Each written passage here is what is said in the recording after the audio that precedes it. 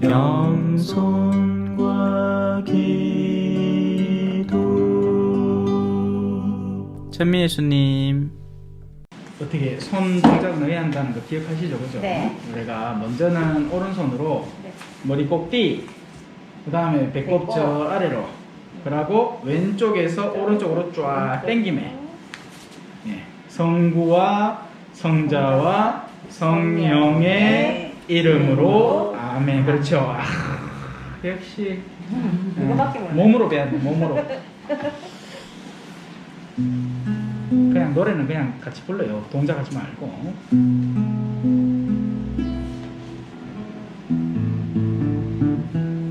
성부와 성자와 성령의 이름으로 아멘. 성부와 성자와 성령의 이름으로 아멘. 저 밑에 가면 주님께 그 부분도 한번 같이 불러올게요. 주님께 찬미와 감사와 경배를 드리려 여기 왔나이다. 주님께 찬미와 감사와 경배를 드리려 왔나이다. 네, 잘하셨어요. 자, 오늘부터는 이제 정식으로 첫 시간으로 들어가 보도록 하겠습니다. 지금 여기 나눠드린 요 기도문, 여기 우리 가톨릭 교회 주요 기도문이라는 건데요. 성호경은 이제 무슨 말인지 아실 거고요. 그죠? 십자성호라는 건 우리가 그렇게 그은 거고. 그래서 가톨릭 교회의 기도문들은 그냥 기도만 바치는 경우도 있지만 그 안에서 이런 괄호를 해놓고 뭔가 적혀 있으면 이 그대로 동작을 같이 하라는 이야기거든요. 그래서 이 두 번째로 이제 한번 살펴봅시다. 두 번째 뭐라고 적혀 있죠? 같이 읽어볼까요? 시작. 사도신경. 네. 사도라는 말을 앞으로 신앙생활 하면서 자주 들으시게 될 거예요. 예수님 따라댕긴 제자들이라고 생각하시면 됩니다. 네. 그 중에서 이 12명. 네. 왜 하필이면 12명이냐? 그건 이제 예전에 12지파라는 이들이 있었고요. 12지파라는 거대한 그룹이 형성되어 있었어요. 이스라엘 백성이라는 사람들. 그러니까 옛날에 우리가 지금 믿고 있는 그리스도교의 출처 자체가 사실은 유대교에서 시작된 거잖아요. 그리고 유대교는 12개의 지파들, 우리로 치면 무슨 뭐 있노? 우리 성씨들마다 왜 그게 다 다르잖아. 그죠? 시조 뭐 이런 게 다 다르잖아요. 그 맨키로 그렇게 유대교에도 여러 부족과 지파들이 따로 나눠져 있었다고. 그래서 그걸 12지파라고 하는 거고, 여기서 참고로 하나 더 말씀드리면 이제 12 곱하기 12 하면 144잖아요. 그리고 거기에다가 1000을 곱하면 1000은 10을 3번 곱한 거잖아요. 그죠? 맞죠? 네, 맞아요. 그래서 이 1000은 충만함과 완전성을 의미하고, 그리고 144는 12지파, 구약의, 그러니까 옛날 약속. 성경책 성경책 어딨지? 성경책 갖고 올까요? 아니 갖고 올 필요는 없는데 내가 차에 다 있네. 코앞에 놔두고는 사람이 그렇다. 자, 이게 성경책이고요. 이 성경책은 이렇게 옆불떼기를 이렇게 딱 펼치보면 붉은색 있죠. 붉은색. 네. 이게 옛날 책들이라고 구약이라고 하는 거예요. 이게 각각 하나하나가 다 책이에요. 그러니까 여기 제일 처음 시작은 창세기는 들어보셨죠, 많이. 창세기를 지나고 나면 이제 탈출을 하거든요, 이집트 백성들이. 그 다음에 이제 탈출이 시작이 되고, 그리고 레위기, 뭐 민수기, 신명기, 뭐 이렇게 쭉쭉쭉쭉쭉 하나하나가 다 한 권의 책이에요. 그거를 이렇게 모아놓은 거야. 그래서 이거 한 권의 책이 아니에요, 사실. 수많은 작은 책들의 총집합체인 건데, 그 성경을 크게 뚱 나누면 이 빨간색하고 검은색 타이틀로 딱 나뉘는데 요거를 나뉘는 게 신약 성경이라고 부르는 거고요. 이거는 그럼 뭐겠어요? 구약 성경이겠죠. 이거는 신이니까. 예? 이거 이제 사람 아플 때 먹는 신약이고 이건 한방약이고 그래. 농담입니다. 그래서 신약, 구약. 영혼이 아플 때 뭐 먹어라? 신약 먹으면 된다. 예, 구약도 먹어도 되고. 자, 왜 이걸 얘기하느냐? 요 숫자를, 성경은 이런 숫자하고 같이 노는 것들이 많아요. 그리고 이런 것들을 가지고 지금 가장 우리 희대의 이단이 하나 나왔었죠. 이만희를 섬기는 이들이 이제 14만 4천 명이라는 숫자가 바로 이 구약의 12지파와 신약의 12지파를 곱한 숫자에다가 충만함을 뜻하는 의미로 한 건데, 이 사람들은 이거를 고지고대로 받아들이고 믿어버린 거죠. 그래서 지금의 이 시대에 이 숫자를 채우면 세상 쫑나고 이제 자기들은 하늘나라로 또 올라가고 이제 끝난다. 이걸 믿고 열렬히 살아가는 겁니다. 자, 우리는 그거하고 상관없고. 자, 그래서 사도들은 12명이에요. 그리고 그들이 전설에 따르면 한 구절씩 고백했다. 그렇게 해서 12개의 그런 기도문들이 모여있는 사도신경이 형성했다. 이렇게 알려져 있습니다. 그리고 이 신경이라는 건 우리가 믿는 기도문이란 뜻이에요. 믿을 신자에다가 기도 병자를 해가지고 그러니까 이게 우리가 앞으로 12번의 타임 동안 배워야 될 내용인 거죠. 천주교 신자는 무엇을 믿습니까? 어떤 걸 근거점으로 삼아서 자신의 신앙생활을 영위하나요? 라고 했을 때 요걸로 합니다 하고 우리 신경을 기반으로 알려줄 수 있는 거예요. 그래서 하나씩 배워나갈 겁니다. 자, 이제 교리책을 한번 보실까요? 자, 일단 그 사도신경 같이 한번 읽어봅시다. 자, 다 같이 천천히 읽어볼게요. 사도신경. 전능하신 천주 성부 천지의 창조주를 저는 믿나이다.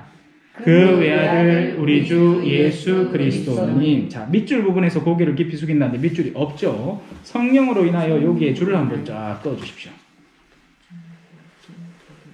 성령으로 인하여 동정마리아께 잉태되어나시고.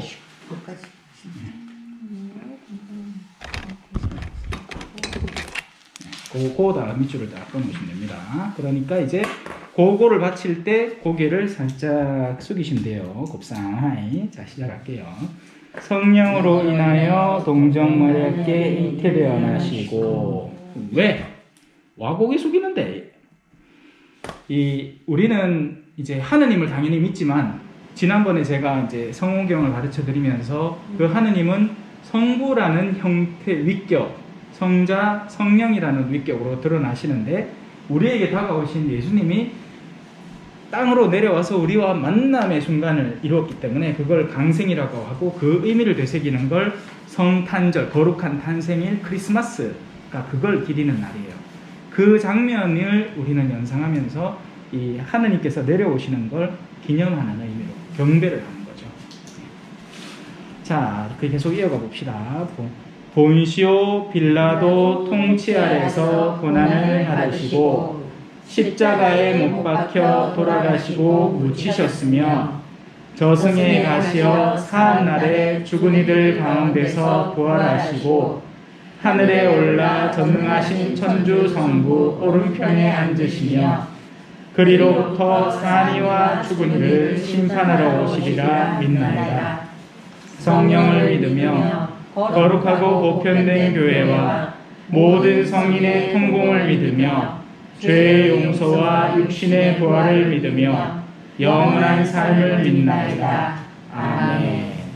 이렇게 해서 우리가 가장 기초적으로 고백하는 신앙의 내용문들이 담겨있는 사도신경이 있고요. 사실은 이거보다 훨씬 더 긴 버전이 있어요. 그건 나중에 기회 되면 또 한번 살펴보면 되겠습니다. 자, 그래서 오늘은 시작부터 하죠. 7페이지 펴보십시오. 7페이지. 제가 앞서 말씀드렸듯이 신이라는 말은 믿는다라는 뜻이에요. 그래서 믿음부터 한번 간단하게 살펴보도록 합시다.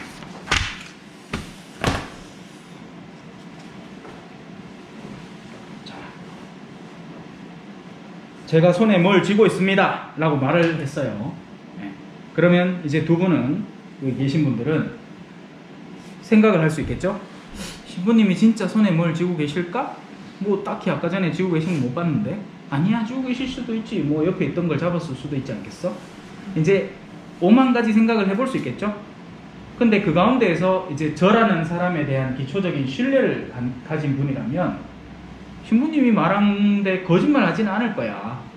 뭐 손에 쥐고 계신다니 쥐고 계시겠지. 지금은 이제 확인이 된 거죠, 뭔가가. 그러니까 그 전까지는 모르는 상태에 있는 거죠. 미지수죠. 그런데 인간의 신뢰는 작용을 하고 있잖아요. 그죠? 이걸 믿음의 영역이라고 하는 겁니다.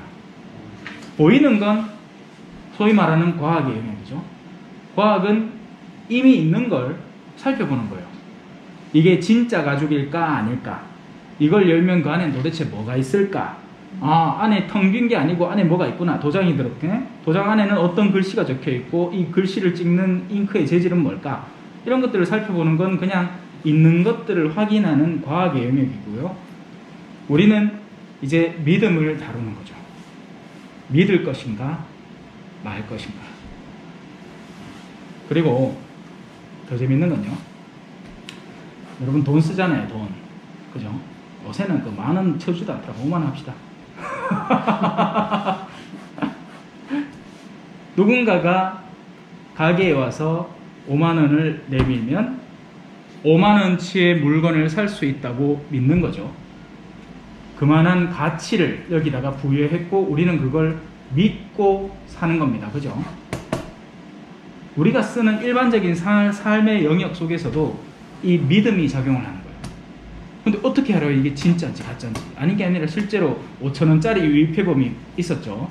예, 사람들이 만원짜리는 뭐 5만원짜리는 금방 표가 나니까 그런데 5,000원짜리는 별로 신경 안 쓰니까 이거를 뭐 몇 억치 만들어가지고 돌아다니는 사람이 있었어요. 실제로. 의외로 우리는 믿음 속에서 살아갑니다. 결혼을 해요. 이 남자가 나를 정말 꾸준히 사랑해 줄지 아닐지 미지수예요. 하지만 지금 이 순간 믿어야 하는 거죠. 지금까지 연애 경험을 바탕으로 뭐 정말 상또라이는 아니구나, 이런 걸 믿고 가는 거죠. 그래서 믿음이라는 영역은 인간의 기초적인 영역 속에 같이 포함되는 겁니다. 그래서 이 믿음을 우리는 확인하기 전에 먼저 던지고 시작하기도 하는 거죠. 그리고 우리는 지금 여기서 이 하느님이라는 분, 가톨릭에서는 하느님이라고 한다고 얘기했죠. 신이라고 표현합시다. 신, 전능하신 존재, 영원하신 분, 이분을 믿을 것인가 말 것인가, 이 선에서부터 출발점을 삼아야 돼요. 그리고 여러분들이 예비자 교리에 나오신 건 이분에 대한 아직까지 확신할 수 없고 미지수고 많은 것들을 모르지만 계시기는 할 거야 라는 기초 속에서 이 출발점을 잘 잡아 나가야 돼요. 왜냐하면 신자가 된다고 해서 이 믿음을 계속 유지하지도 않거든요. 흔들린단 말이에요. 계속. 제가 그렇습니다. 그래서 다시 예비자 교리가 정말로 잘 듣고 싶었어요. 네, 이게 항상 확정적이지 않기 때문에, 그러니까 자, 여기 책이 없다 한다고 우긴다고 해서 책이 없어지진 않겠죠. 있는 건 항상 여기 있을 거예요. 하지만 문제는 마음이지. 여기 아까 왔던 꼬맹이가 들어와가지고 여기 책 받아가. 근데 신부님 책 어디 있어요? 책 안 보이잖아요. 그 책 한 밑에 숨겨놨는지 안 숨겨놨는지 내가 어떻게 알아요? 뭐 이렇게 하면 그죠? 그 아이에게는 이건 존재하지 않는 거예요. 거기에다가 그 말을 전하는 사람이 툭하면 농담을 해왔어. 이 친구가 뭐 여기 올 때마다 뭐 간식 없는 것처럼 해놓고는 신부 아무것도 없다 해놓고는 짠 하고 주고 막 그랬으면 의심이 더 짙어지겠지. 여기 책 있어, 책 있다니까 받아가 하는데도 진짜 이런 체험이 계속 될 거예요. 그래서 이 하느님은 그 주변을 둘러싸고 있는 수많은 이들을 통해서, 존재들을 통해서 우리에게 전파되는 거죠. 그리고 이 활동이 오히려 사실은 더 중요할 수도 있는 거고요. 그래서 우리 신앙인들은 이 하느님이 계신다는 그 구체적인 삶의 정황을 살아내야 하는 이 위치에 존재하는 겁니다. 자, 이제 다시 돌아옵시다. 우리가 다루고 있는 게 뭔지를 대충 살펴보는 거예요. 우리는 믿음의 영역을 다룰 겁니다. 실존하느냐 마느냐 하는 어떤 실제적인 문제는 물론 그 가운데 교회의 역사는 실제하는 거예요. 가톨릭이 뭐 한국에서의 가톨릭이 박해를 받았다. 그리고 그 박해 현장을 돌아본다. 이런 것들은 존재할 수 있는 영역입니다. 하지만 기본적으로 우리는 미지의 영역, 보이지 않는 영역에 믿음을 던지고 시작을 한다는 것, 그걸 아셔야 돼요. 자, 이제 경이라는 말, 기도한다는 거예요. 사람이 할 수 있는 수많은 행위들이 있는데 이 기도는 그야말로 절대적으로 믿음과 연결돼서 하는 행동입니다. 기도한다는 행위 자체가 뭔가를 판다는 건 나한테 그만에 누적되어 있는 책이나 무슨 자본이 있고 그리고 나한테 가져오는 그 돈을 받고 서로 거래를 하는 거죠. 그런데 기도는 막연히 허공에다가 뭔가를 던지는 거잖아요. 그리고는 그 던지는 게 받아들여질 거라는 것을 생각하는 거죠. 그래서 기도 자체는 믿음과 굉장히 긴밀하게 연계된 활동이에요. 그래서 기도하는 사람은 곧 믿는 사람이 되는 것이고 거꾸로 믿는다면 기도해야 마땅한 거죠. 근데 우리는 기도할 줄을 모르니까 그 기도를 하나씩 둘씩 하나씩 둘씩 배워나가는 겁니다. 그리고 우리는 지금 사도신경을 그 첫째 줄부터 해서 하나씩 살펴볼 거고요. 자, 그래서 신경은 그리스도교 신자들이 믿어야 하는 신앙의 진리가 담긴 긴 기도문입니다. 사실 짧다고는 하지 못하겠어요. 길어요. 근데 미사 때마다 마치거든요. 그러니까 물론 평일 미사 말고 오늘 이제 일주일 가운데 월요일에서 이제 금요일 정도, 토요일 저녁부터 일요일이 주일이 시작이 되니까 그 사이에는 사도신경을 바치지 않지만 이제 주일 미사 때마다 오면 일주일에 한 번은 꼭 반복을 하니까 미리 읽어서 익혀두시면 그 순간이 편안하실 거고요. 또 기왕이면 외울 수 있으면 더 좋을 거예요. 외워야 마땅하지만 아직은 좀 무리니까 천천히 가도록 합시다. 자, 성경과 교회의 전통에 따르면 하느님께서 우리에게 계시로서 그 내용을 전해주셨기에 우리는 마땅히 믿어야 합니다. 자, 여기서 계시와 자연종교를 설명해 드릴게요.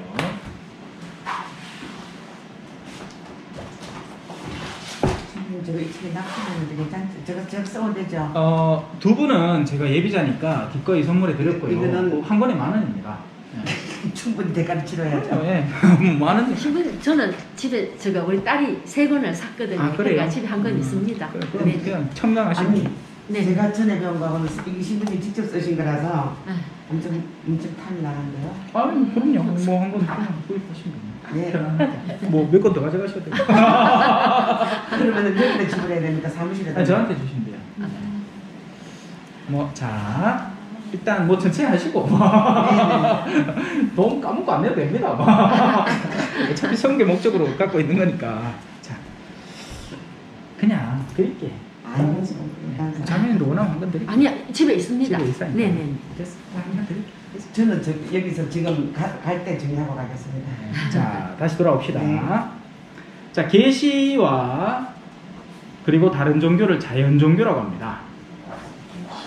계시 종교, 자연 종교. 앞으로 우리 그리스도교 안에서는 이 계시라는 단어를 종종 듣게 될 거예요. 계시라는 말은 무슨 말이냐면 요거예요, 요거. 까꿍 가려져 있는 걸 이렇게 걷어내서 드러내 보인다. 영어 철자로는 이 벨라 들어보셨어요? 벨라. 잘 못 들어보셨죠? 베일, 신부들 베일, 그죠? 그 말이에요. 베일을 이렇게 걷는 모습을 말해요. 그러니까 숨겨져 있는 원초적인 것이 있고 그것을 우리에게 이렇게 커튼을 걷어서 빛을 쫙 드러내듯이 비춰 보이는 겁니다. 자연종교는 뭘까요?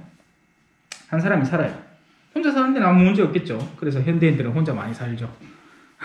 혼자 살기 편하니까. 둘이 같이 삽니다. 어떻게 돼요? 충돌이 일어납니다. 내가 좋은 걸 더 하고 싶은데 그건 상대의 불편함을 야기시키는 행동이 되고 또 반대도 마찬가지죠. 그럼 어떻게 해요? 질서가 잡혀나갑니다. 우리 여기까지만 멈추고 더 이상은 서로 가지 말고 존중하자. 그런 법칙들이 하나씩 둘씩 쌓여가는 겁니다. 그래서 탑을 쌓는 거예요. 자연종교의 대표격에는 불교가 있습니다. 불교는 엄밀히 말하면 철학이라고 해도 과언이 아니죠. 살아가는 법칙과 원리, 원칙을 갈구하고 그 정점을 찾는 겁니다. 그래서 그 정점 뭐겠어요? 부처입니다. 깨달은 자, 부다가 되는 거죠. 해탈, 열반, 니르바나. 신학교가 불교도 배워야 돼요.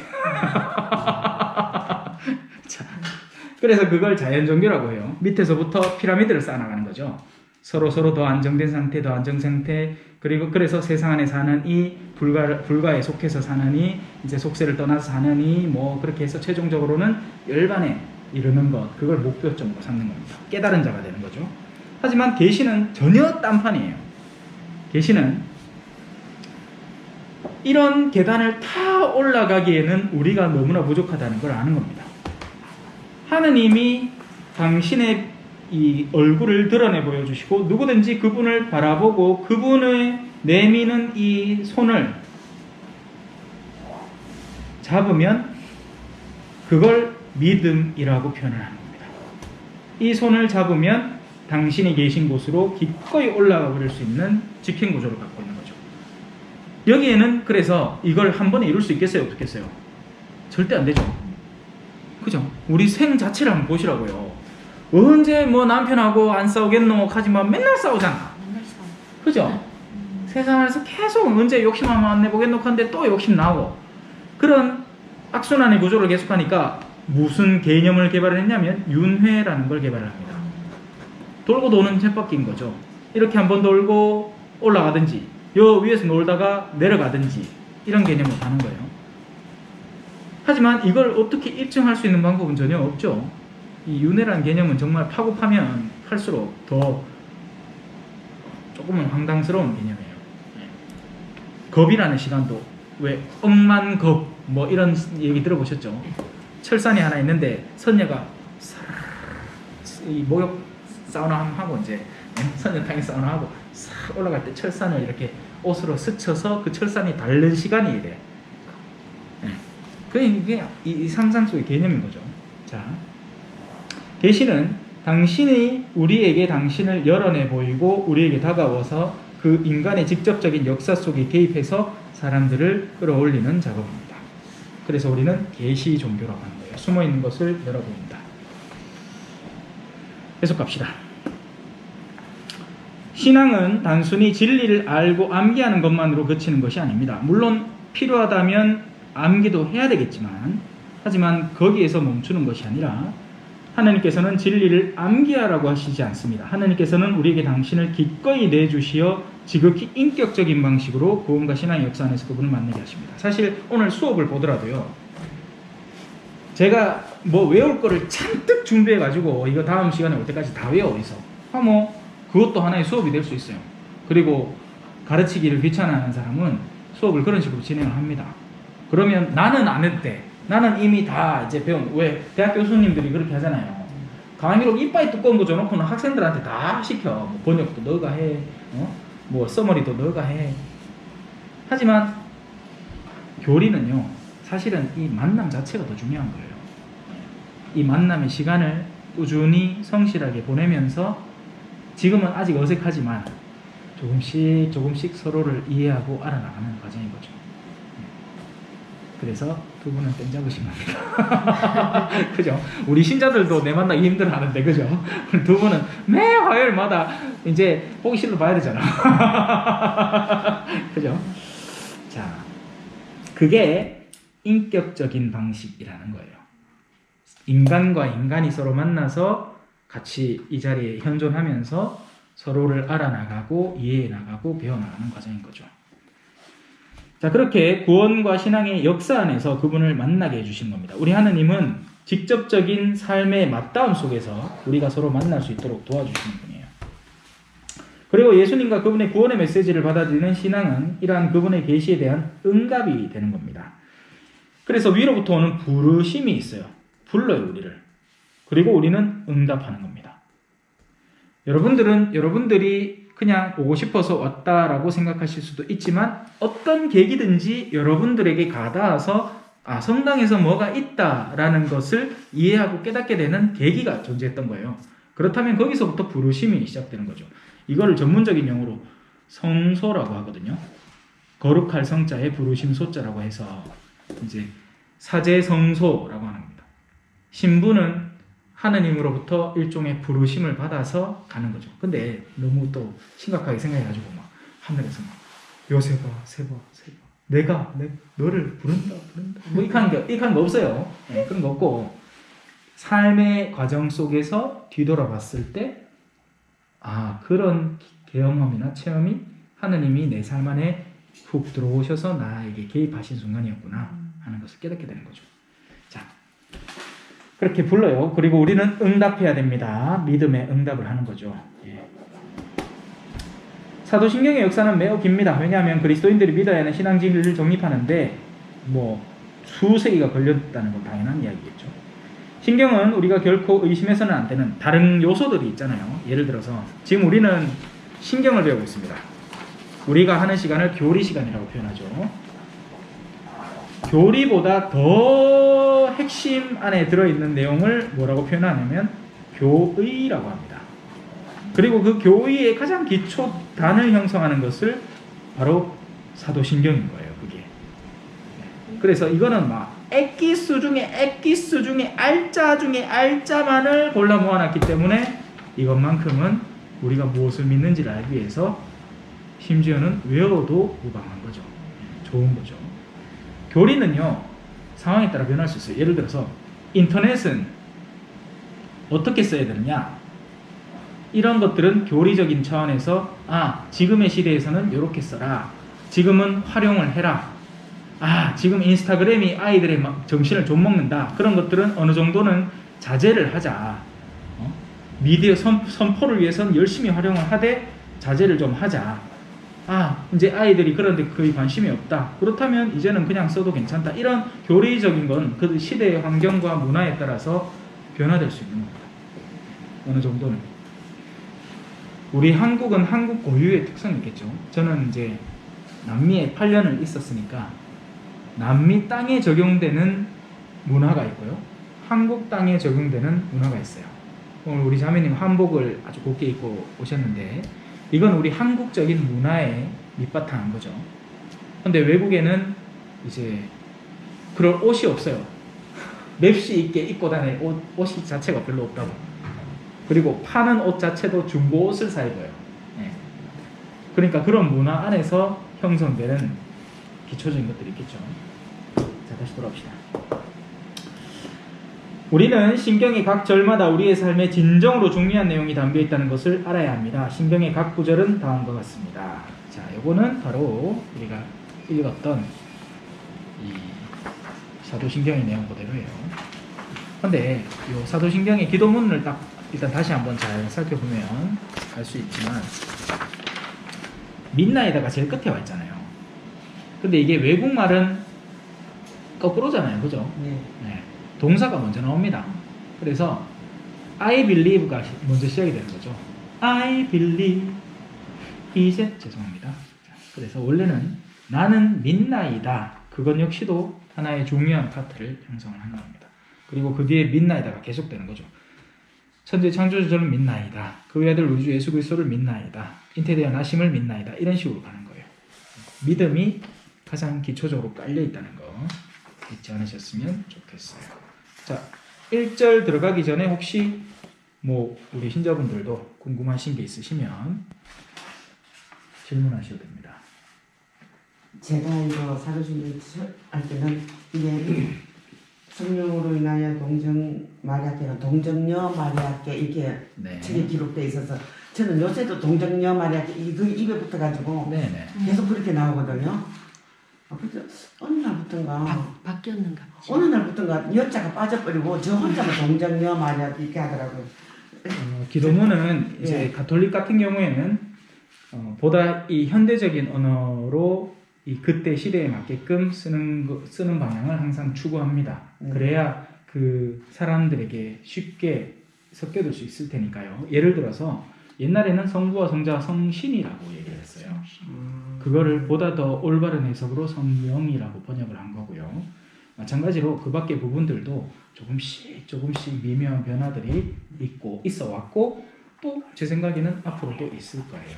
네, 그렇게 이해하시면 돼요. 근데 여기 진짜 예비자들을 하시는 분들은 정말 복 받으신 거예요. 저희는 이 사도신경 이렇게 처음에 안 배워서 그냥 무조건 외우라고 해가 무조건 외웠어요. 그리고 한 20개 정도. 예. 그렇게는 이제 세례 받기 뭐 며칠 전에 그렇지. 뭐 딸딸딸딸 수녀님이 시험 친다. 뭐 네. 저녁 기도 한번 외워봐라. 뭐 이런 식으로 해가 20개 중에 하나를 아무기나 집어가지고 그런 식으로 했어요. 근데 이거 들으신다 하는 것 자체가 네. 정말 중요한 거예요. 저는 그렇게 하나 이해를 잘 못하겠더라고요. 무조건 그냥 지식 외우니까. 없이 시작을 해다 놓으니까는 이게 자꾸 흔들리는 거예요. 흔들리고 그랬는데 선생님 영광입니다. 아니 예, 예. 그래서 긴장하지 마시고요. 이거 그러니까 외우면 좋아요 당연히. 근데 그렇게 해서 그걸 긴장 삼아서 뭘 할 이유는 없으니까 여러분들은 이해하는 방향으로 갔으면 좋겠어요. 근데 주일 미사 아까 여기 지금 한 2번 보고 이분들은 주일 미사 한 2번만 참여하시면은 이게 입에서 자동적으로 저절로 나와요. 네. 참 자, 쉽게 이게 궁금하신 거 질문을 하시고 자 이제 나머지는 그럼 또 수업을 계속해 볼게요. 자 1절로 들어갑니다. 전능하신 천주성부 천지창조주를 저는 믿나이다. 다 같이 읽어볼까요? 시작. 전능하신 천주성부 천지창조주를 저는 믿나이다. 자, 믿음에 대해서는 제가 설명을 드렸죠. 믿음은 보이지 않는 미지의 것에서 우리가 던지는 우리 내면의 작용입니다. 우리 영혼의 작용이죠. 눈은 뭔가를 보잖아요. 눈은 물리적인 차원의 것을 인지하는 거죠. 빛을 바라보는 겁니다. 하지만 믿음으로도 볼 수 있어요. 여러분 가족들을 한번 잘 떠올려 보세요. 여러분 가족 구성원들 이 눈앞에 다 펼쳐지죠. 친척들까지 다 포함해서 말이에요. 그 중에 내가 만약에 내 정말 소중한 것을 맡겨야 된다면 그걸 맡길 수 있는 사람과 맡길 수 없는 사람이 갑자기 나뉠 겁니다. 아무에게나 똑같이 그 행위를 할 수는 없을 거예요. 맞겠죠? 그게 인간의 내면에서 일어나는 작용이고 내가 던져볼 수 있는 믿음을 누구에게 전할 것인가 하는 영역인 거예요. 그래서 이 믿는다는 행위는 인간에게 있어서 다채로운 차원들 가운데 영혼에 해당되는 겁니다. 고대로부터 우리 철학가들은 사람을 여러 부류로 나누었어요. 그리고 그 안에는 우리가 직접적으로 목격할 수 있는 건 뭘까요? 육체예요. 보고, 만지고, 느끼고, 오감이라고 표현하죠. 냄새 맡고, 맛보고 하는 것들입니다. 육체. 거기에서 조금만 올라가면 뭐가 나올까요? 두 가지 차원이 나옵니다. 지성, 감성이 나옵니다. 지성은 여러분들이 지금 하고 있는 배움에 필요한 이성을 쓰는 영역이고요. 감성은 감정을 쓰는 영역이죠. 느끼고 막 연극 무대에 올라가서 막 활동을 하고 사람들에게 감동을 주고 개그 콘서트에 나와서 웃음을 주고 노래를 해서 아름다움을 느끼게 만들고 하는 그런 감성입니다. 여기서 그치는 게 아니에요. 영혼이 존재하는 거죠. 그럼 이 영혼은 어떤 걸 주로 담당을 하느냐? 자유의지와 연결되어 있습니다. 그럼 이 자유의지는 어디다 쓸까요? 자유는 선택하는 데 쓰이죠. 그죠? 맞죠? 무엇을 선택할까요? 방향이 있습니다. 자유는 그냥 마음대로 쓰는 게 아니에요. 강아지가 지 마음대로 여기다 해버리면 그거는 엉망진창이 되는 일이 되겠죠. 자유는 항상 책임과 더불어서 올바름을 바탕으로 하고 있습니다. 그리고 위로 올라가는 방향과 아래로 내려가는 방향이 있죠. 그걸 선과 악이라고 표현하는 거고요. 이 안에서 우리는 하느님이라는 드높은 분을 향해서 우리의 믿음을 던질 때 그것이 올바른 믿음이 되는 것이고 우리의 소중한 영혼의 능력과 의지를 합당하지 않은 것에 던질 때 그것이 곧 그릇된 믿음, 악이 되는 겁니다. 그러니까 돈이 나를 구원해 주겠지. 돈이 과연 구원해 주나요? 사람이 생을 마감할 때 무엇을 지니고 갈 수 있는지 아무것도 못 갖고 가죠. 그래서 그런 것을 믿었다가 패가망신하는 것이 바로 영혼이 멸절하게 되는 이유가 되는 거고, 또 정반대로 고귀한 선택을 한 사람, 오늘 미사를 안 오셔서 잘 모르겠지만 오늘 미사에 나오는 한 인물이 사람들의 시선 안에서 사람들을 만족시키는 선택을 할 것이냐, 아니면 천지를 창조하신 분이 나에게 요구하는 올바른 방향을 선택할 것이냐, 거기에서 윗방향을 선택함으로써 선을 선택한 것이고 그의 믿음의 올바름을 증명하게 되는 거죠. 그래서 이 믿음은 영혼의 영역입니다. 우리의 인간 안에는 바로 그 영혼이 있는 거예요. 자, 영혼의 하나의 더 역할을 볼게요. 뭘까요? 사랑이에요. 우리는 지성으로 사랑하거나 감성으로 사랑하거나 육체로 사랑하는 게 아니에요. 그렇게 하죠. 이걸 섹스라고 하고. 그리고 주로 이 여성들은 그 분위기를 느끼죠. 그걸 칸닥하대는 거. 내가 여자가 돼봐. 여성들은 그런데 더 민감하다면서 막 로맨틱한 소설 그런 거 있잖아요. 로맨틱 코미디 막 그래 막 손을 달랑말랑 만날까 말까 하다가 막 딱 해리가 셀리를 만났을 때 뭐 이런 거 딱 보면 막 가슴이 두근두근 난 다음에, 남자들은 그냥 보고 대놓고 좀 더 육체적이지. 보고 듣고 뭐 하는 그런데, 그러니까 이 남성들의 문화권 안에서는 이런 음란물들이 이제 막 활성화되는 겁니다. 여성들은 그런 이제 드라마 보면서 실질적인 바람을 피우는 거고, 남자들은 실질적인 육체 관계를 향해서 막 밖으로 나가는 거고, 그래요. 자, 영혼이 진짜 사랑을 하는 거예요. 이 영혼의 사랑이 존재해야 나머지 사랑도 충만해지는 겁니다. 이게 존재하지 않으면 이런 사랑들을 아무리 할 때 밋밋하고 텁텁한 맛이 나는 거죠. 영혼이 올바른 사랑 안에 머무를 때 나머지가 다 의미가 나요. 사랑을 하기 위해서는 영혼의 역할이 꼭 필요한 것이고, 그 영혼 안에 있는 자유의지가 올바른 선을 선택해야 진정한 참된 사랑을 하는 거죠. 그럼 반대의 방향도 있겠죠? 뭐겠어요? 우리는 그걸 죄라고 부르는 겁니다. 영혼이 자신의 자유의지를 그릇되에 있어서 엉뚱한 것을 선택함으로써 거기서부터 죄책, 가슴 시리, 양심의 가책이라고 표현하는 그런 것들이 생겨나는 거죠. 아, 내가 올바르지 않은 무언가를 했구나. 자, 이제 이걸 바탕으로 다시 들어가 봅시다. 교리책 자체는 굉장히 쉽게 쓰여 있어요. 읽어보시면 금방 이해하는 부분들이 읽어보셨겠지만, 사도신경의 첫 구절은 하느님께서 존재하시고 우주의 창조주이심을 우리에게 가르쳐줍니다. 다른 말로 표현하면 선포하는 거죠. 하느님 계신다. 거기서부터 시작해야 되니까. 이건 하느님은 계심을 100% 증명할 수 없습니다. 또 반대로 계시지 않다고 100% 증명되지도 않아요. 그러니까 사람 환장하게 만드는 거죠. 이 아구스티누스이라는 분이 있었는데요. 제가 지난 시간에 이제 성호경 가르치면서 삼위일체 가르쳐 드렸잖아요. 그죠? 이걸 어떻게 이해를 할까? 왜 1 더하기 1 더하기 1은 얼마다? 3인데 야들은 이걸 1이래. 그러니까 수학적으로도 말도 안 되고, 이 삼위일체를 그래서 이걸 신비라고 표현합니다. 신비. 인간의 지성으로는 도저히 감싸 안을 수 없는 어떤 영역. 하지만 우리의 능력이 발달하면서 그 숨겨져 있는 것이 점점 드러나는 그런 영역. 마치 갱도에 보석을 팔아 들어가듯이 신비는 인간이 자신의 그러니까 영적인 영역을 늘려나갈수록 좀 더 파낼 수 있는 거예요. 근데 아직은 우리에게 가려져 있는 거죠. 그래서 이 삼위일체의 신비를 고민하면서 바닷가를 걸고 있었어요. 근데 이제 그때 만난 꼬마아이가 있죠. 걔가 뭘 하는가 보니까 구덩이를 여기 탁 파놓고는 바닷물에 쫑쫑쫑쫑 뚫려갖고 요 컵 같은 거 요 하나에다 바닷물을 딱 담아가지고는 쫑쫑쫑쫑 와가지고 쫙 붓고 또 쫑쫑쫑 가지고 바닷물을 담아서 쫑쫑쫑 와서 쫙 붓고 그렇게 하고 앉았는 거예요. 니 뭐하노? 하긴 해. 아, 저 여기 바닷물 여기 다 담으려고요. 그게 가능하나? 근데 당신은 왜 삼위일체를 당신의 지성이라는 영역 속에 다 담으려고 하나요? 라는 게 그 아구스티누스라는 성인이 체험하게 된 신비적인 체험이었죠. 하느님은 증명될 수가 없습니다. 증명된 순간 인간의 지성 안에 감싸진 그건 이미 하느님이 아닌 거예요. 하느님이 우리보다 크시고 넓고 영원하신 분이라면 그분을 우리 지성 안에 콱 집어넣는다는 그 사실 자체가 그분이 아니라는 걸 증명하게 되는 거죠.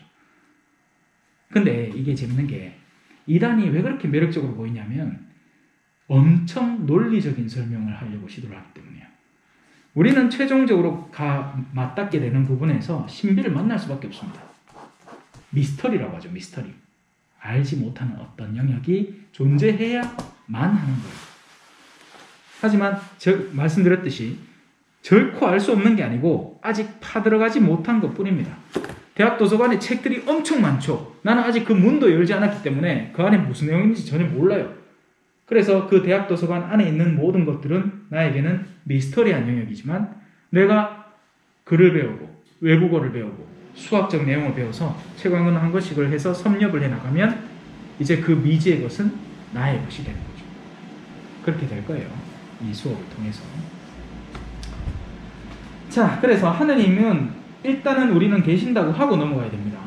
근데 이게 제가 왜 이렇게 강조를 자꾸 하냐면 끊임없이 의심하기 때문이에요. 맞죠, 장님? 네, 맞습니다. 신앙생활 지금 9년째 하신다고 했죠? 네, 저는 끊임없이 흔들립니다. 그러니까 이게 뭐 그냥 그것 자체도 하나의 현실입니다. 네. 시작부터 큰 의심 없이 시작하는 사람이 있는가 하면 의심하면서 오히려 더 강한 신앙, 왜냐하면 시련을 겪은 신앙이기 때문에 더 강한 신앙을 형성하게 돼요. 자, 그래서 이 성경 말씀 속에는 이런 말도 있어요. 뜨겁든지 차갑든지 해라. 미지근하면 나는 너를 입에서 뱉어버리겠다. 다시 돌아옵시다. 하지만 그분의 존재는 과학적으로 증명해낼 수 없습니다. 왜냐하면 하느님은 볼 수 있는 분이 아니라 그분의 업적으로 드러나시기 때문입니다. 바람을 볼 수 없죠. 하지만 지금 저 뒤에는 소리가 나니까 그 소리로 알 수 있겠지만 소리가 나도 바람이 보이진 않죠. 뜨끈한 바람이 등 뒤로부터 쓱 오니까 바람이 있다는 걸 느끼죠. 느끼기 때문에 바람이라는 존재를 감각하게 되는 거죠. 하느님도 역사 안에서 활동하시니까 그 하느님께 믿음을 둔 사람들이 그 하느님의 신앙 자체를 실제로 살아가니까 그 신앙이 구체화되어서 현존하게 되는 겁니다. 하느님이라는 분을 있다 여기 있다 해서 보여줄 수 있는 게 아니라 하느님을 살아가는 이들의 실질적인 삶, 그들의 헌신 속에서 하느님이 존재하게 됩니다. 마찬가지로 하느님께서 계시지 않다고 과학적으로 증명할 수도 없습니다. 그러나 그분의 존재를 받아들이는 것은 분명히 합리적인 일이고 비이성적인 일이 아닙니다. 파스칼의 팡세 읽어보셨는지 모르겠어요. 어마어마한 옛날의 수학자죠. 네. 그도 신앙인이었어요. 수많은 성인들, 지금 여러분 앞에 있는 저도 길을 찾아가는 사람인 거고요. 믿음에 나를 계속 던지면서 사는 사람인 거지 내가 뭔가를 100% 이해했기 때문에 살아가는 건 아니에요. 끊임없이 믿음을 던지면서 사는 사람인 거죠. 자, 그래서 그건 계속 합리적으로 증명이 됩니다. 하느님을 믿고 받아들이고 사는 삶의 틀과 하느님 없이 살아가려는 삶의 틀을 적어도 저는 비교는 할 수 있잖아요. 예를 들어서 하느님이라는 분에 대한 어떤 최종 목적지 없이 생을 살아가요. 그러면 이건 너무나 허무한 셈이에요. 왜? 죽음이라는 선을 거치고 나면 내가 지금까지 애써오고 축적해오고 누적해온 모든 것들이 일순간 사라져버리잖아요. 왜 그래요? 그럼? 그래서 이들의 유일한 결론은 뭐냐면 미리 땡겨 죽는 겁니다. 이 거짓말이 아니고 실제 이 까미의 이방인이라는 책을 읽어봐도 그렇고 자살이라는 게 이들의 유일한 자기 존재의 적극적인 증명인 겁니다. 내가 나 자신을 온전히 내 주체라는 것을 입증할 수 있는 유일한 해결책은 그들은 나에게 수동적으로 당해야 되는 죽음을 그러니까 능동적으로 땡겨서 죽는 게 이게 그 사람들의 마지막 목적지죠. 하지만 우리는 완전히 다르죠. 우리는 죽는다고 끝나는 게 아니기 때문에 이 생을 책임감 있고 성실하고 올바르고 바르게 살아야 되는 거예요. 누가 알아주지 않아도. 이게 진짜 이 신앙인의 삶에서 환장을 노릇이에요. 그래도 여러분들은 첫 단추를 잘 깨는 거예요. 안 가고 어문 교리교사 만나면 지금 외운다고 난리다. 그냥 이해를 시켜드리려고 노력하잖아요, 제가. 그죠? 하나씩 정리가 돼 나가죠. 자, 계속 갑시다. 얼마나 많은 신이 있나요? 아니요, 많은 신은 없습니다. 한 분이고 유일하신 하느님이 계실 뿐입니다. 하지만 우리가 지난번에 삼위일체, 세계의 위격, 3은 숫자고 1도 숫자고 위격과 체는 본체. 예, 위격. 이 위격을 다른 말로 표현하면 person, 페르소나라고 하죠. 페르소나 들어보시면 모르겠어요. 예. 그래서 이건 그냥 수용되어야 되는 하느님의 실제 존재 상태인 거예요. 예. 우리가 이걸 뭐 파악해내고 분별해내고 이렇게 하는 게 아니고, 그리고 굳이 이걸 설명을 하자면 저는 이렇게 설명합니다. 자녀분 있으시죠? 그죠? 우리 자매님은 아직 모르겠어요. 예. 이 사람이 사랑에 푹 빠지면요, 상대가 고통당할 때 내가 똑같이 공명하게 됩니다. 어머니들 같은 경우에는 아가 한참 아플 때 차라리 내가 아프고 말지 가나 안 아팠으면 좋겠다 그런 마음을 갖게 되는 것처럼 삼위일체는 그 내적으로 온전히 동일한 공명 상태에 있는 거죠. 근데 이 설명도 부족한 거예요. 이것도 자칫 잘못하면 위험할 수 있어요. 자, 그래서 그냥 삼위일체는 그냥 그렇구나 하고 받아들인 겁니다. 자, 하느님께서는 세 위격으로 드러나십니다. 성부, 성자, 성령이십니다. 오늘 지금 우리가 배우고 있는 파트가 이제 성부를 잠깐 맛보는 거예요. 맛. 그리고 우리 사도신경을 보시면 아시겠지만 여기까지가 성부 파트예요. 이 끝입니다. 여기서부터 이까지가 성자 파트예요. 어디가요? 아니요, 성령을 믿으며 그 위줄, 네, 그까지 성자 파트예요. 왜냐하면 성자는 실제 오셔서 활동하신 게 많으니까 알 수 있겠죠. 그래서 사도신경은 마지막은 성령이겠죠. 그러면 성령 파트, 성령과 그분의 활동을 담은 파트.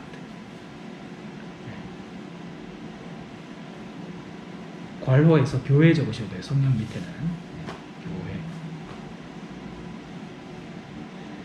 그렇습니다. 일단 그 사도신경을 그렇게 크게 세 등분을 해서 살펴볼 수 있다는 것. 성자 파트가 제일 길어요. 자, 이제 창조를 살펴봐야 될 겁니다. 우리가 사는 우주는 어디에서 시작되었나요? 전 우주가 하느님의 업적입니다. 창조라는 것을 다루고 있는데요. 제가 이 종이를 가지고 종이배를 접으면 종이배가 창조되었다고 쉽게 얘기하겠지만 엄밀히 얘기하면 형태를 바꾸었을 뿐 있는 걸 가지고 놓은 것 뿐이에요. 창조가 아닌 거죠. 하느님의 창조는 그야말로 무에서 유를 만들어낸 겁니다. 그래서 우리는 이걸 올바로 이해할 수 없어요. 철학에는 존재론이라는 게 있는데요. 신학생들은 이제 저학년 때는 철학을 배우고 고학년 때는 신학을 배우거든요. 이것만큼 힘든 학문이 없습니다. 우리는 살색이 있다라고 표현하잖아요. 그리고 이 반지는 둥글다, 이렇게 한국말에는 더더욱이 힘든 게 이 두 상태가 구분이 안 됩니다. 그냥 있다 없다, 뭐 있다 없다, 그냥 그렇게 따지는 건데 외국말에는 이 존재한다 라는 exist 라는 말과 어떤 상태로 있다 라는 비동사가 분리되는 거죠. 이건 흰색이다 라는 건 흰색이고요. 이 컵 자체가 지금 제가 잠깐 숨기는 게 아니고 애시당초 아무것도 없는 상태에서 생겨나는 상태를 존재라고 표현하는 겁니다. 하느님은 그 존재를 선물하는 거죠. 그러니 그분의 손길이 닿지 않은 것은 아무것도 없는 거예요. 그분을 피해서 도망갈 곳도 없는 거죠. 네. 천천히 이제 앞으로도 계속 표현나갈 거예요. 전 우주가 그렇게 하느님께서 만드신 업적으로 존재하는 겁니다. 그분은 존재하는 모든 것의 창조주이시며, 그리고 그것을 아무렇게나 만든 건 아니고 질서라는 것을 부여하셨어요. 그리고 그 질서 안에는 지혜로움 그리고 사랑이 존재하는 거죠. 사랑으로 만드셨어요. 지혜로움과 사랑으로. 삶을 이끌어 나가는데도 그냥 살기만 한다고 삶이 되는 게 아니라 지혜롭게 살아야 되고 사랑하면서 살 수 있어야 돼요. 그래서 시간이 다 돼가기 때문에 슬슬 마무리하도록 하겠습니다. 그러니까 창조한다는 것은 제가 설명한 것처럼 온전히 아무것도 없는 상태에서 만들어내는 것을 의미하고, 그래서 오직 성부 거룩하신 하느님만이 그 온전한 창조를 만들 수 있겠죠. 그런 의미에서 유일한 창조주는 하느님이시고, 다른 존재, 뭐 하느님은 창조하고 딴 사람 딴 걸 창조하고 이런 건 존재하지 않습니다. 인간은 엄밀한 의미에서 창조주가 아니다. 하느님의 가장 아름답고 위대한 업적은 바로 여러분들이 스스로를 인지하고 계신 여러분들의 존재 자체입니다. 인간입니다. 인간은 제가 앞서서 설명드린 것처럼 이 단순한 육체적 차원이나 동물들도 가지고 있는, 동물들도 지성이 있어요. 동물들도 감성이 있습니다. 그 수준을 넘어서서 우리는 자유를 가지고 있고 사랑과 죄를 지을 수 있는 상태인 거죠. 개는 죄를 지을 수 없어요. 개는 인간이 죄를 부여할 뿐. 네가 뭘 잘못했다. 근데 걔는 잘못한 게 아니라 본능에 따라 생각할 뿐이지. 자기들이 여기는 똥 싸면 되고 여기는 똥 싸면 안 되를 결정해서 그 똥 안 싸놔야 되는 데를 똥을 싸니까 걔가 얻어맞는 거지. 걔 입장에서는 지가 그거 쌀만하니까 싼 거예요. 자, 인간은 하느님께서 특별한 방식으로 영혼의 이 의미를 부여하는 방식으로 창조하셨기 때문이에요. 하느님은 인간을 당신의 모습으로 당신을 닮도록, 그래서 우리 인간은, 여러분에게는 하느님의 모상, 전문적인 용어, 요건 적어두셔도 좋아요. 하느님의 모상이 담겨있는 겁니다. 하느님을 닮은 모습, 하느님의 모상, 하느님의 모습, 당신의 모습, 그걸 하느님의 모상이라고 합니다. 자, 창조에 있어서 그러면 인간이 지고 가야 할 과업은 무엇일까요? 뭐겠어요? 우리가 지금 겪고 있는 모든 일에 반대되는 거죠. 지금 뭐 하고 있는데요? 소비해요. 써버려요. 그리고는 움켜쥐죠. 온갖 탐욕과 이기심과 모든 것들로 세상의 아름다움을 모조리 파괴하고 있는 중이에요. 그리고는 그 모든 것들을 금전적이라는 재화의 상태로 다 뒤바꿔버려서 주머니에 집어넣으려고 하죠. 하지만 원래 하느님께서 인간에게 부여하신 사명은 창조물을 보존하고 완성시키는 겁니다. 강아지가 있다면 돌보는 거지, 강아지의 이쁨만 잔뜩 취하고는 어디 한 대 가지고 훅 갖다 버리는 건 지극히 이기적인 인간의 악, 제가 앞서 설명했던 죄에 해당하는 영역이 되는 거죠. 자, 그렇게 해서 오늘 첫 번째 수업 시간을 마무리를 했습니다. 혹시 뭐 궁금하신 거나 있으신가요? 언제라도 궁금증은 잘 간직하고 오셨고, 우사님은 뭐 혹시 저는 뭐 제가 모를 정도는 뭐 어느 정도는 피사책이라서 제가 다 쓰고 못했어요. 집에 있죠? 집에 한 권 신부님, 있으니까. 그러면은 네. 이 사도신경이 네. 우리 가톨릭의 매뉴얼이라고 보시면 정확합니다. 예, 가톨릭의 가장 그렇죠. 기초적인 매뉴얼이죠. 여기에 모든 것이 다 들어가 있다, 우리 가톨릭이. 우리가 이제 그걸 하나씩 배워나가서 풍만하게 만들어야죠. 그 지적 영역을. 그리고 엑기스다, 그렇죠. 맞아요. 성지의 천국처럼 민나이다 이랬습니다. 이제 뭐 마무리가 됐나요?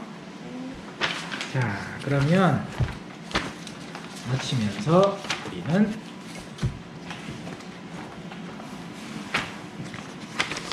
그래도 이해력이 되게 빠르신 것 같아요. 네? 이해력이 되게 빠르신 것 같아요. 나는 밖에 깎았던 자, 우리 기도문 바치는 법을 가르쳐 드릴게요. 성호경을 제일 처음 가르쳐 드린 게 앞으로 여러분들이 만나고 접하게 되는 모든 기도문들의 시작 부분과 끝 부분에 이 성호경을 반복하게 될 거예요. 그래서 이건 뭐 그냥 가만히 있어도 저절로 외워지고 딸딸 외워지게 될 무언가가 될 겁니다. 그럼에도 요거 잘 챙겨 다니세요. 네, 그 보고 하는 거하고 안 보고 떠올려서 하려고 하는 건 애가 쓰니까.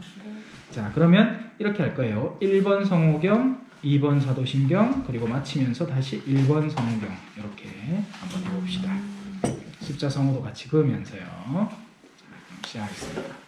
성부와 성자와 성령의 이름으로 아멘. 전능하신 천주 성부, 천지의 창조주를 저는 믿나이다. 그 외아들 우리 주 예수 그리스도를 고개를 숙이면서 성령으로 인하여 동정 마리아에게 잉태되어 나시고 본시오 빌라도 통치 아래서 고난을 받으시고 십자가에 못 박혀 돌아가시고 묻히셨으며 저승에 가시어 사한날에 죽은 이들 가운데서 부활하시고 하늘에 올라 전능하신 천주 성부 오른편에 앉으시며 그리로부터 산이와 죽은 이를 심판하러 오시리라 믿나이다. 성령을 믿으며 거룩하고 보편된 교회와 모든 성인의 통공을 믿으며 죄의 용서와 육신의 부활을 믿으며 영원한 삶을 믿나이다. 아멘. 성부와 성자와 성령의 이름으로 아멘. 수고하셨습니다. 수고하셨습니다. 찬미 예수님 겸손과 기도